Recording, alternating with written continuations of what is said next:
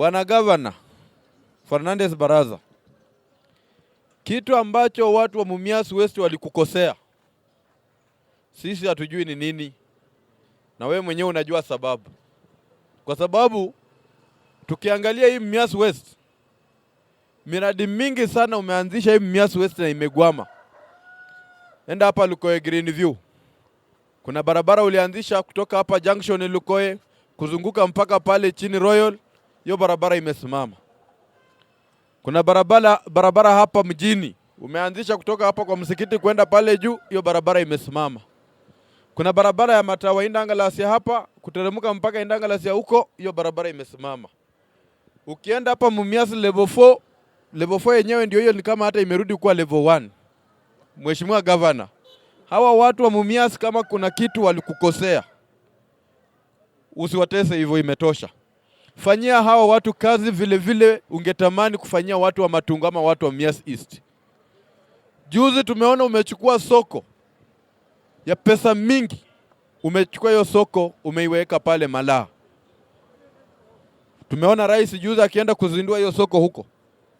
Kwa nini haungeongelesha rais hata hii Mumias, hii soko yetu ya Mumias hii uiongeze, uiboost, ili wafanyabiashara wenye wako pale at least pia nao wakae mahali penye panastahili.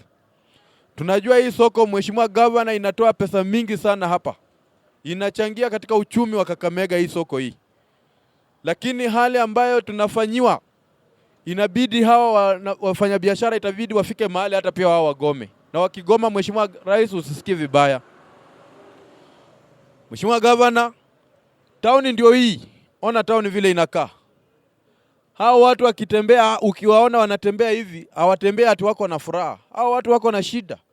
Mtu saya kigongo hapa na pikipiki, ukimpeleka hapa level 4, usipomkimbiza hospitali ya private, huyo mtu atakuwa ako na shida.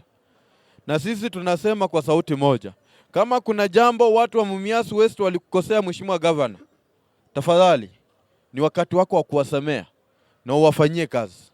Hii kazi tunaomba, hii ni haki ya wananchi, sio ya kupembeleza.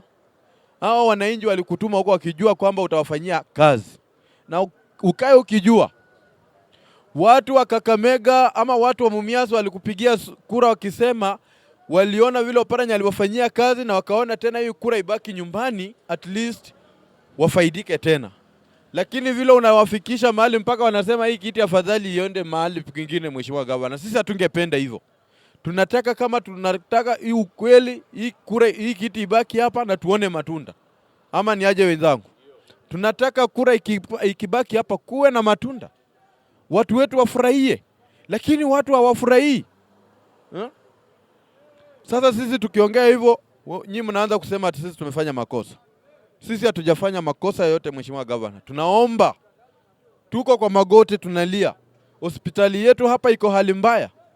Tengeneza hiyo hospitali, Mheshimiwa Governor, hata watu wa hapa wafurahie.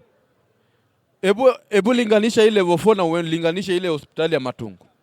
Si afadhali ile hospitali ya Matungu? Lakini hii iko aje?